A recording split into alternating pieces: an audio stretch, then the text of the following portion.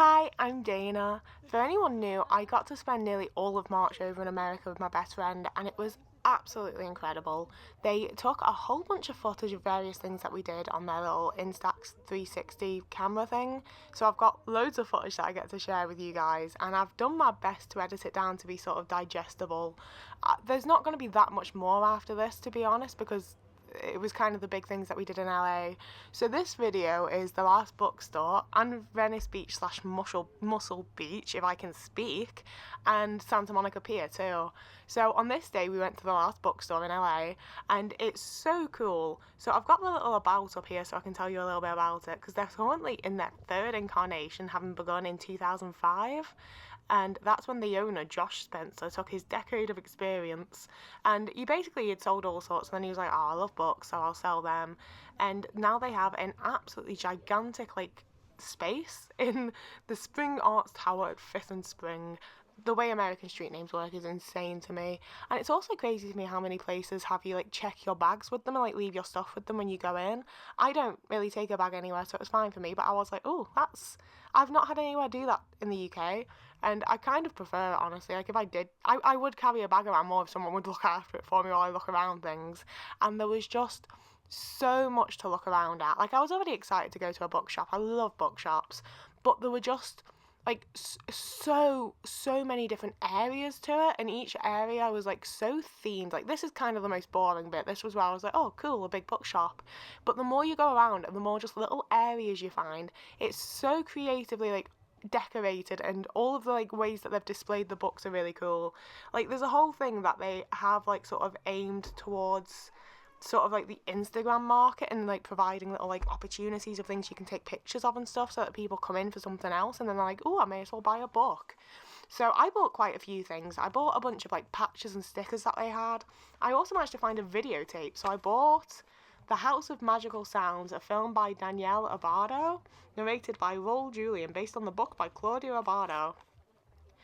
So I'll just read you the blurbs of these. I bought some books too. Let's just get into it while we've got the time. A 7-year-old boy listens to his first concert at Milan's La Scala Theatre, not LA, sorry, and is enchanted by the magical sounds of the music. Someday, he confides to his diary, I hope to conduct this music. Today, Claudio Abbado is a music director of the world-renowned Berlin Philharmonic. In The House of Magical Sounds, he takes us back to his childhood home, a house resounding with music, and recounts the journey that led him to study music and, finally, to the realisation of his dream to be a musician. Then we see how he works with the orchestra to bring a musical score to life. With animation and excerpts from live rehearsals and concerts, The House of Magical Sounds is a film both children and grown-ups will appreciate. As we learn how music speaks to Claudio Abbado, and we begin to hear it in new ways ourselves. I just think it sounds really interesting and magical, and it was only $2, and I hadn't bought any VHS tapes in America, so I was really excited. I then also picked up My Best Friend's Exorcism, which is a new book. It was £16.99. High school sophomore, I would benefit so much from doing voiceovers if I knew how to speak. High school sophomores Abby and Gretchen have been best friends since 4th grade, but after an evening of skinny dipping goes disastrously wrong, Gretchen begins to act different. She's moody, she's irritable, and bizarre incidents keep happening whenever she's nearby. Abby's investigation leads to some startling discoveries, and by the time their story reaches its terrifying conclusion, the fate of Abby and Gretchen will be determined by a single question: is their friendship powerful enough to beat the devil? Like an unholy hybrid of Beaches and The Exorcist, My Best Friend's Exorcism blends teen angst, adolescent drama, unspeakable horrors, and a mix of 80s pop songs into a pulse-pounding supernatural thriller. It feels like a TikTok book, I won't lie, but I am quite excited to read it. It does sound like fun. The cover of it looks like a VHS tape. I then got Grand Central Winter, Stories from the Street by Lee Stringer, which was only $1 because it's a second-hand, older book. In the underground tunnels below Grand Central Terminal, Lee Stringer, a homeless and drug addicted over the course of 11 years, found a pencil to run through his crack pipe.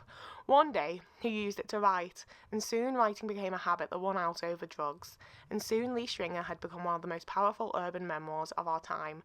With humane wisdom and biting wit, Lee Stringer chronicles the unravelling of his seemingly secure existence as a marketing executive and his odyssey of survival on the streets of New York City. Whether he's portraying God's Corner, as he calls 42nd Street, or his friend Susie, a hooker and past tourist, whose infant he sometimes babysits. Whether he recounts taking shelter beneath Grand Central Station by night and collecting cans by day, or making a living hawking street news on the subway, Lee Stringer conveys the vitality and complexity of a down-and-out life, rich with small acts of kindness, humour, and even heroism and violence and desperation. Grand Central Winter offers a touching portrait of our shared humanity. I just thought it sounded really nice. And then the last book I got was $22, and it's Outer Space and All That Junk by Mel Gilden. Myron Duberville has been looking forward to working at his Uncle Hugo's company, Astrotechnics Corporation, during his summer vacation. He had heard Uncle Hugo was, well, eccentric, but he was unprepared for an intelligent elderly man with a passion for collecting junk. Why would an obviously wealthy man do such a thing? Why was there a souped-up 1960s Chevy Belvedere locked in the barn on his uncle's estate? And what was behind the board of directors' efforts to get rid of Uncle Hugo before the next stockholders' meeting? Uncle Hugo claimed that among this junk were abandoned aliens from outer space he was trying to help. Could his uncle be telling the truth? I hope he is, because that sounds like just my kind of thing. I love books. I like getting to share a little bit like that. I'm really excited to read them. I just have to finish Interview with a Vampire, because I've been reading that since before we went to the US, and I've still not finished it because I just read 15 pages and then get kind of bored, to be honest with you. I'm not a fan of the writing style. I'm just reading it because it feels important. But back to the actual video, as you can see, there's just so many different cool little areas. This was the comic book area. There was just an area for every type of literature you can imagine, as well as little music parts and little art parts. Just an incredibly, incredibly cool and well curated space. And that's what really got me, is just, you can tell that the people that are working there and the people that have put this together have put so much thought and effort, and they're just genuinely creative and care about what they're doing, and it was just so nice to get to experience and look around. And we spent hours and hours and hours in here. And I also really appreciated just how accessible it was for my friend. Going places with a wheelchair user, I often feel really, really guilty, because there's stuff that yeah, I could just bugger off and go look at this thing that you can't see because there's 3 steps up to it or whatever. But I'm not going to do that. And now they feel guilty because I'm missing out on something. And I feel guilty because they can't do the thing that we should be able to do together. And it's, it's often just a lot of stress and not feeling very good about things. But there was only one little tiny room upstairs that they couldn't access. And everywhere else, the aisles were wide enough they could actually properly look at things. Obviously they couldn't reach everything because there's bookshelves. But, it really felt like they'd put as much thought into accessibility as they really could, and I appreciated that. It also was just really nice to be able to get around a space as easily as we did, and having it be so massive. Even though there's definitely a lot of people in there, it just didn't feel crowded, and it felt like there was a lot of space to relax, they had chairs around. I feel like that's a completely foreign concept to me, being in the UK. And my friend was oh no, we always have places to sit and places to get a drink and places to third spaces essentially. And I was yo, what the hell? I know sometimes we have a Waterstones that has a Costa in it in the UK, but I've not seen where there wasn't that, the part downstairs where people were sat was not somewhere you could buy drinks, it was very much just grab a book and sit here and have a little read. And I really, really liked that. It felt like it wasn't just a bookshop. It didn't feel like they were just trying to sell stuff to me. It feels like a place that really nourishes and cares about the art of reading and the act of being a reader. It just really felt like they care about the books and the act of it's not just that they're books that can be bought and sold, it's that they contain stories that we can learn from, experience and live through. It just really felt like quite a special place, honestly, to be in as someone who really loves books and loves the stories that they get to convey. I loved it so much. And this whole video has also been a bit of a weird one for me, because my friend was you wander off all the time, and I was I don't. I just stop to look at stuff, and then everyone's gone and I'm on my own. I don't know how it happens. And watching this video, look at me. There's so many points where I'm just crossing the screen of someone running away from a Scooby-Doo monster, because I do just wander off. You can see on my face later on in the video sometimes, I just spot something, I'm oh yeah, and then my feet are moving and I'm buggering off to look at it, and I did not realise that I just leave. I just wander off. And I fully didn't realise that I was doing it. And over to the right there, you'll see it better in a minute, but they've got the tunnel of books, and I didn't know it was here. We've all seen that on Instagram and like Tumblr back in the day, I think, right? Like we've all seen that little book tunnel, and I absolutely shit myself coming around the corner and seeing it. I was like, oh my god, it's that place.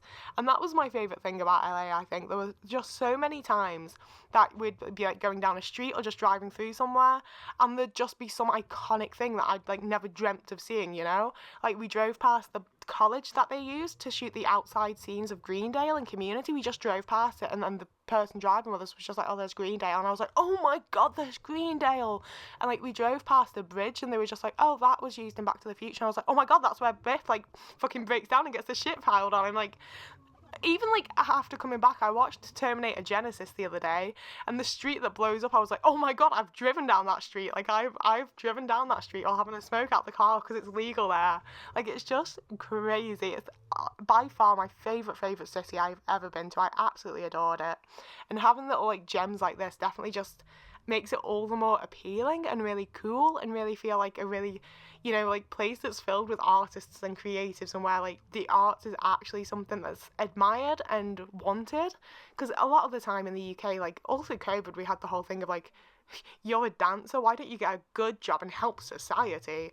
You know, like the UK, I feel like really doesn't appreciate anything artistic, anything creative. They're very like, just do the job that you need to help society. Stop trying to make your silly little pictures or write your silly little books. You know, I feel like there's really like just not a very nice like, I don't know the term, like zeitgeist, like just the overall perception of the arts isn't a very positive one in the UK. And I'm sure that there's lots and lots of places in the US where it's like that as well. But at least in LA, it felt like it was just really something that was treasured and wanted, and like not necessarily praised, but like encouraged in people, you know? Like places like this definitely encourage you to have like creative thoughts and want to be creative and do things. And there were also like I say, it's sort of like an Instagram spot, so there were lots of areas to take pictures and stuff, and it was just so fun to get to do and get to see, and I just thoroughly love this place. And I think it's especially like in the UK, I get so embarrassed to take pictures of myself in public. Like, I don't like to pose for pictures, I don't like to be the person taking the picture. I deal with it and do it because otherwise I wouldn't have any pictures. I do like having pictures to have like memories of things and like, you know. But I really don't enjoy the act of doing it, and I get very embarrassed, and it feels like a whole thing. And in the US, there were so many times that we were taking silly little pictures in like shops and just random places, and the people around us would be like hyping us up or be like, oh, I bet that looks great, oh yeah, get a picture here, oh, do this pose. Like people were so nice and so ready to be like helpful and kind and like hype you up, and it's such a foreign experience to me. Like I don't mean to imply that like everyone in the UK is an asshole, because obviously there's lots and lots of lovely British people as well, but just like out and about in public in the UK feels so like hostile to me. And being out and about in public in the US, people like 99% more ignore you in the US, I feel like it was such a nicer experience. And I bring it up because like while we were taking those pictures, there was a guy that was like, oh my god, I love y'all's friendship, I love what you're doing for each other, hype each other up, yes, you both look amazing. And it was just so nice, you know. And it's the kind of experience that like I just don't ever have in the UK. Similarly, I feel like the US has more of sort of like a browsing culture, because so many people would just pull out a book from the bookshelf and have a little read of it, you know? Like they'd spend several minutes just stood there having a little read before deciding if it was something they wanted to purchase or put back. And like, I've had glares in bookshops in the UK when I've had to like open the cover so that I can actually read the blurb because there's nothing but reviews on the back. I cannot imagine standing in a UK bookshop for like 15 minutes reading the first chapter to see if I want to read it or not. You know, like that just... I'm sure people do it. I'm sure that it's not like technically something that's frowned upon, but I would never. Like, that just feels so like impolite and weird to do in the UK. And it's just... it felt so completely natural and normal, and I saw so many people do it in the US, and I did it myself without any sort of anxiety. And that's the thing, is there was so much that I did that I would never usually do because it would make me so anxious, that just didn't make me anxious in the US. Like, I feel like Americans just don't look at you and judge you in the same way that people in the UK do. And maybe it's just me, maybe it's just that I was on holiday, so I felt a lot more relaxed and blah blah blah, but like it just felt like such a more chill place to be. And like, look at that book tunnel, that's so cool. I loved it. like, I know I just keep saying that, but just look at this place. Like, there's just so many things to look at and so many things to peruse through. And so many of the books were so incredibly cheap as well. Like, going into a place like this, I was like, at least it's an experience. At least I get to look at stuff, because I'm probably not going to be able to afford anything. And as you heard, I afforded quite a few things. Like, it was so affordable. So many books were like $1 or even 50 cents. And, like, yes, there were books that were definitely like hundreds of dollars even. But so cool, so affordable, so nice to get to look around and be there.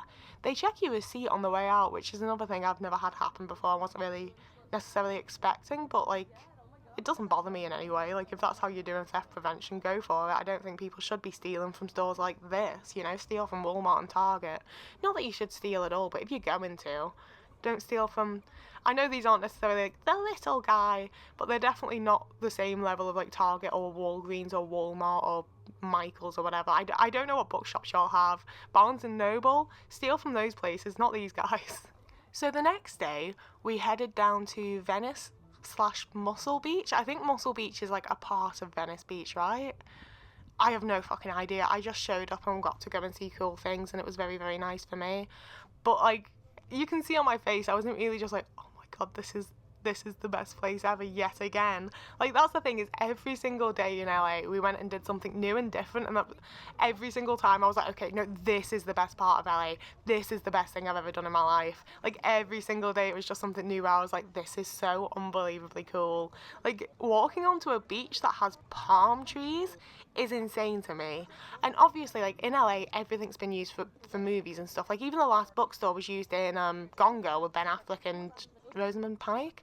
But yeah, so like, it is a case of like, everywhere we went I was like, oh my gosh, this is just like the movies. Oh my gosh, no, this is actually just like the movies. Like, I've seen this place so many times in so many things, all the way from like the 80s to now, and to actually get to be there and experience it and just walk around and like be a part of being there was incredible for me. It was absolutely insane. Like, this was the equivalent of my mum taking me to Cardiff to see places from Doctor Who when I was like 14, to be honest with you. It was just so incredibly cool. And I think I try not to like give in to capitalism and like, you know, like, I don't like buying too much. I try not to like shop at fast fashion places and blah blah blah blah. But I went crazy buying little like trinkets and just little bits and things and stickers, and like, I just wanted memories from every single place that we went to, because every single place was so cool, and I was like, I want to remember having been here forever. And one of my big plans in my head was that I wanted a pair of the little American running shorts. So when we were at Venice Beach and I spotted these, I was immediately like, yes, I want them. And then I saw a pair that had vegan booty printed on the back, and I was like, fuck it, yeah, I want that. So we got them printed with that, and they're like little red Juno-esque running shorts, and you are never ever going to see me wear them online. There is no chance. I will be wearing them as pyjamas for the rest of my life with nobody ever seeing me in them. And they also had this lighter that was shaped like a male appendage that vibrated as well as being a lighter. So obviously me and my very mature adult friends found that absolutely hilarious. I love little like novelty bits of shit, okay? The shittier and more novelty they are, the better. As you can see, like, we had to stop for loads of fucking photo opportunities, because I was like, oh my god, this is Muscle Beach. This is the place that they show in the movies where everyone's like oiled up and working out. Like, it's just absolutely mind-blowing for me. And quite frankly, I feel sick that I'm not from here. The fact that I'm not from California is bizarre to me, because I felt like such like a natural walking around. Like, I'm sure that anyone that's actually from California is like, shut up. But for me, I was just like, this is how I'm supposed to feel as a person, you know?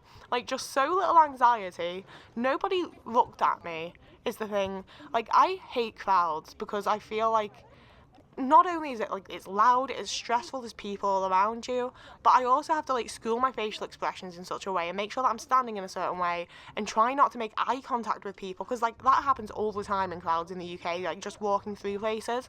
I make random eye contact with so many people and I don't know what to do with my face. I don't know how long I'm meant to hold it, if I should look away, where I should look when I look away.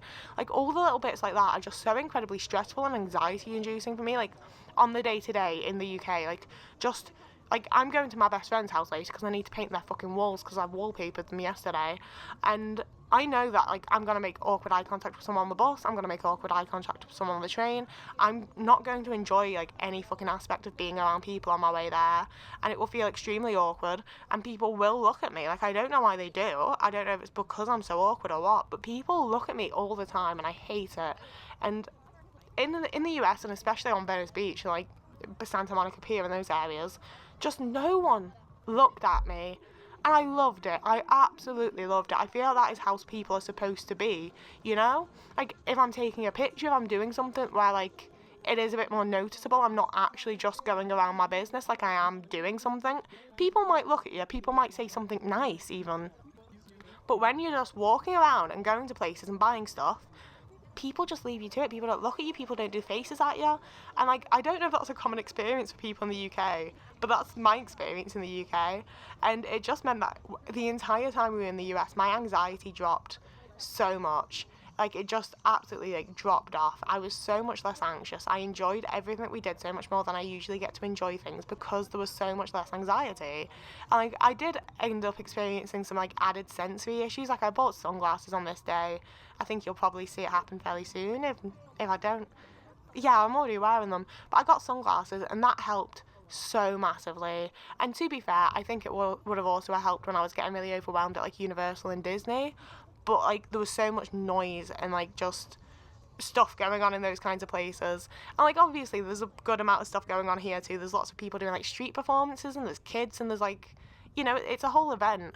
But it just feels so much less stressful and overwhelming than like anything that I've experienced in the UK. Like, doing the biggest thing in America was less anxiety inducing for me than like going to Asda, you know? So this is where we're now on Santa Monica Pier. And I was a little bit worried about this, because I was like, how is the accessibility going to function when it's wooden boards? Is my friend going to be like absolutely just like, you know, like bumping everywhere? But they had these like sort of like metal plastic grate sheet things down that ran like the entire length of the pier for people with like mobility aids to use. And that's the other thing that's different in the US. One sec. Really quick, I had to go to the Zoltar because I've only ever seen those in big with Tom Hanks. So my fortune was, you have been holding on to the idea of something or someone in your life that no longer serves you at this time. Doing this is not productive. You hold on because you are afraid or don't know what's next for you. Heed my advice, dear one. As soon as you let go, the path reveals itself.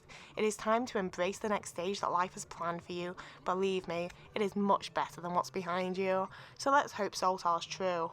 But yeah, the other thing that's really different in the UK, in the US versus the UK, is that people seem better around accessibility, quite frankly. In the UK, going around with my friend is so stressful and often like infuriating, and it's nothing to do with them, it's not my friend, it's the way that people will like skirt around them, people will just stay in the way, people will like make weird ass jokes about them just getting around using a mobility aid. Like, it's just quite unpleasant a lot of the time, quite frankly. Like, those constant jokes being laughed at for literally just getting around, it's honestly kind of horrible. And we did not experience that once in the US. People just move to the side, they move out the way, they notice a wheelchair coming, and they make sure they're not in the way for them. People act like Americans are so rude and so this and so that, but they were honestly so much more just spatially aware of my friend coming, better about people being in wheelchairs. It was just such an easier experience to navigate, like, with someone who's a wheelchair user in the US than it is in the UK. Americans just seem to so much have like a better understanding of like, oh, it's just a person that's using a wheelchair and I should just move out the way. I really appreciated that, and going around in the US has by far been the easiest place that we've gotten around together, because the general public are just so much more aware and move out of the fucking way without making any shitty fucking jokes. So we spent a good long while on the pier and looking out over the ocean, because this is where my friend feels at home, this is where they're from, and it was really, really lovely. And of course we took lots more photo opportunities, and it was just insane getting to go to Santa Monica Pier. It's so cool. I can't believe I've been there. I can't believe there's footage of me there. I can't believe how comfortable I felt there. It was just fantastic. But that is the roundup of this video. So I post content on Tuesdays, Thursdays and Sundays, so please do join us if you want to see more from me. You can also follow me over on TikTok for near daily content, and Instagram for just like the fun stuff. And you can also follow me over on Patreon for early uploads, and you can follow me on Ko-fi if you would just like to donate some money to me to help me out. But there's no pressure, you don't have to. And yeah, that's me out. Whoever you are and wherever you are, if you have a lovely morning, evening, day, afternoon, week, month, year, and I will see you again in a couple of days.